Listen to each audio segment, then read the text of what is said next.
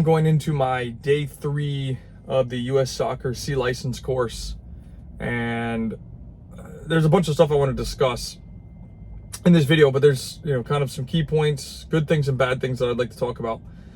The first set is, I think U.S. Soccer has definitely done a better job of making the experience better. For example, I never planned on actually doing all the licenses through U.S. Soccer. I wanted to do them, like, say, through UEFA or CONMEBOL or something. But I made the decision to take the C license, and previously I've heard there's been a lot of bad experiences from people, didn't enjoy the course, didn't enjoy the process of stuff that you're going through. So far, this has been a much better process. So that's good news in terms of, like, trying to help educate people and trying to help follow.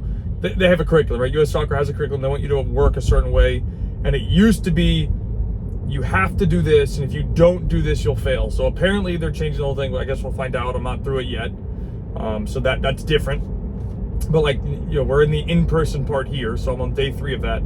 And they keep emphasizing that it's not a testing period. It's just a cumulative point to evaluate people, to help people. And so that's what they're talking about. So they're saying, hey, don't worry about it. You're not here to be tested. You're here to grow. You're here to learn. You're here to do stuff. Cool. No problem. So that's great. I think that helps. I think that helps make people feel more comfortable that, it's obviously everybody knows this.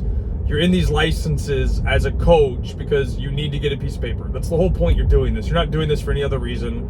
More than likely, most people are going to go back, including myself, are going to go back to their environments, wherever that is. You might use it. You might not use it. There might be pieces that you take.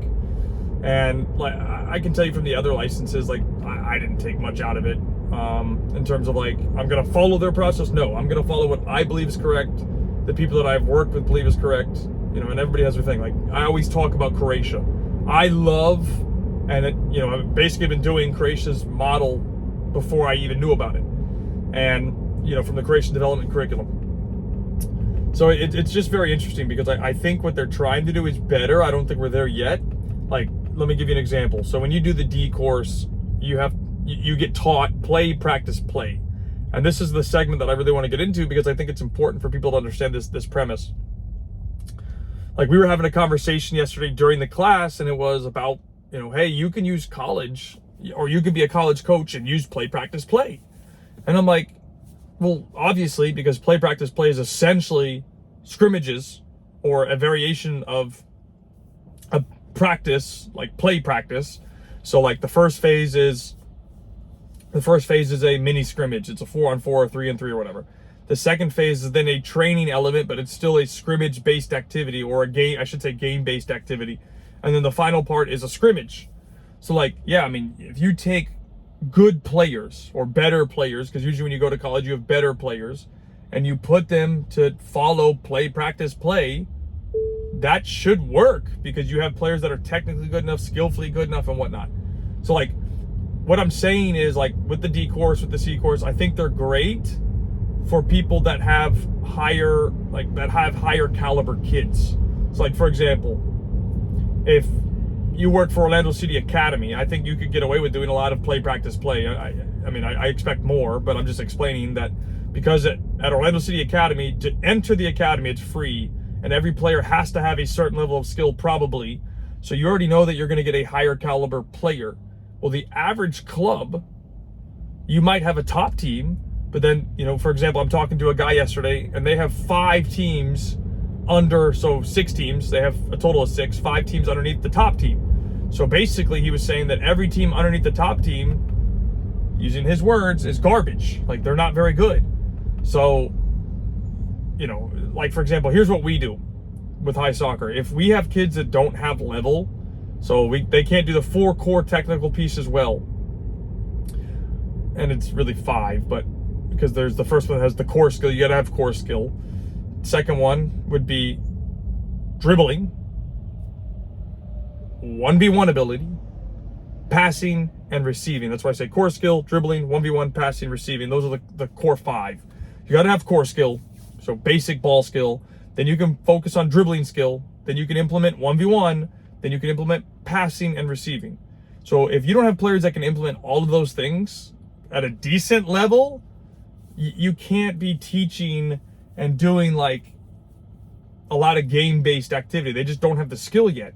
And so like that's always been my argument with US soccer, is that you have a bunch of players that just don't have the level and you're asking us to do stuff. So like I think, this is my personal opinion, I think the C course is designed when you have good kids, because like they want you to focus on key players. They want you to focus on like let's say you watched a game on Saturday, your team played, like for example, my UPSL team, we tied 0-0. I think they're good enough where I could implement the C course no problem, because they all have, 99% of them all have good skill. They're all relatively motivated to want to play. They all work hard. And like, I think for them it'd be no problem to implement a C course, because like they let you do a technical activation, aka a warm up. Then you do an activity 1, activity 2, activity 3. And you have flexibility with those to do kind of what you want. So they have 3 forms: non-game form, modified game form, and then game form. Like, I think that helps, because like, you know, I was afraid that they're going to say, oh, well, you can't do any of this. You can only do, you know, you have to do game stuff like play, practice, play. And I'm like, I'm not going to do that. That's not what I do or believe in. And that's okay. Like, we can all have differences of opinion. So at least they're providing the opportunity to be more flexible. That's cool. Now, the premise though is that, what do you do when you have kids that don't have level?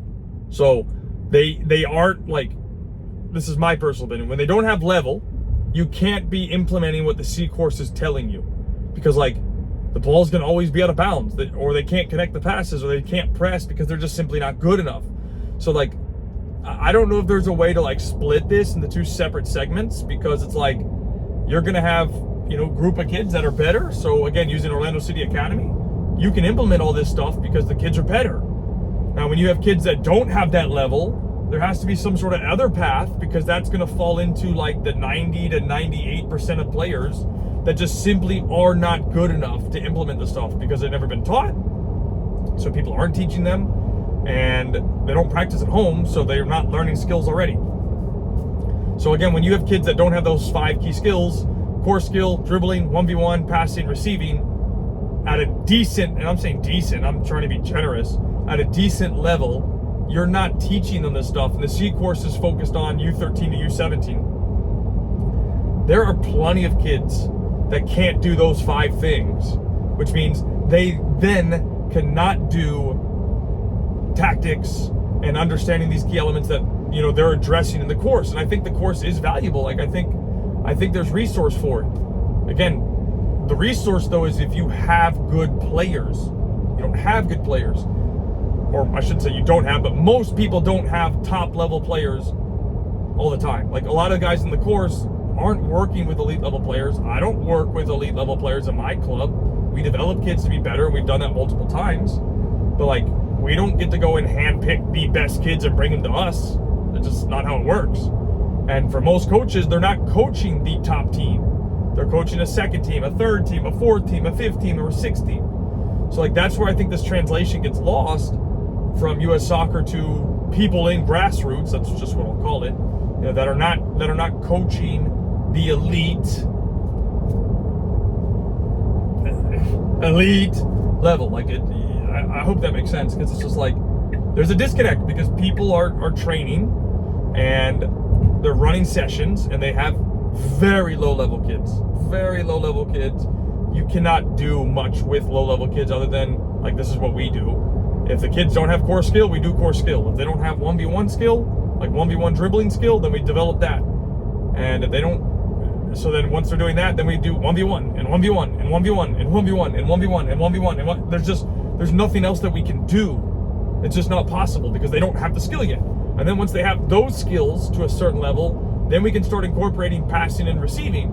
And then once they have that skill, then we can then start talking about tactical principles. But it can't just be 1 kid, 2 kids, 3 kids, 4 kids.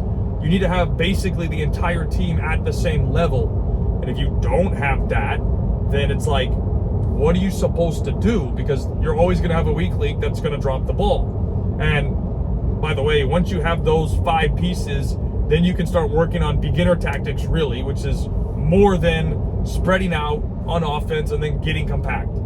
Then you can start teaching other stuff, because they have the level to be taught. And then you can also work on things like tactics, game-based principles. You can incorporate all that stuff into your activities, because the kids now have the level to do so. Otherwise, you're just you're as a coach, you're throwing your head against a board because they don't have the skill. And I've done that multiple times. It's not fun, and it's hard because you have to have basically every single player at a certain level to be able to introduce the tactical concepts and, in my opinion, follow the plan set by the course. Me personally, I don't think it's achievable to take a low-level group of kids that cannot do those 5 things and get them to be able to, for example, teach them how to press as a unit at U13. And by the way, there's plenty of U13 kids that are, pardon my French, very low level. They have no skill, they have no ability, they can't play. So you should not be teaching them those things because they just don't have the level. I think there's much better things you could be doing with your time and their time. So it makes a difference, man. I think those are things to think about. And again, I think there's more value in the course now. I think they're trying to help structure people. Like, okay, let's put it this way. I think the entire course is about structuring people to have the pro mindset for an MLS Academy, to maybe be a high-level professional coach. But I think there has to be a different path for people that maybe still want to take that track, but are in literally the day-to-day life of, again, grassroots, that do not have access to high-level players. And again, 8% of the country is not high-level players. It's a small percentage, but it's not a majority. And I think there needs to be 2 separate paths. You can have the pro path, where you have guys that have the aspiration that want to get to the professional level and be a MLS Academy coach, be a MLS coach, be a USL coach, US national team coach, get to Europe, be a coach, stuff like that. And then you have players on the other side that don't have the level, and you have to be able to fundamentally learn how to deal with those things. And I think most places don't provide the opportunity for that to happen because they just don't have the platform or the players. And I think that's a huge problem. So it's just something to think about and manage, because if you don't have that opportunity, you're going to be screwed in the long run with it. So just stuff to think about, man, and put into perspective, because if you don't have the level, you're not going to be able to do what you need to do, and you won't be able to piece those details together and develop kids because they just don't have the core skills yet in those 5 elements. So keep that in mind. See you in the next video, and I'll keep you guys updated throughout the rest of my experience with the C course. See you guys soon.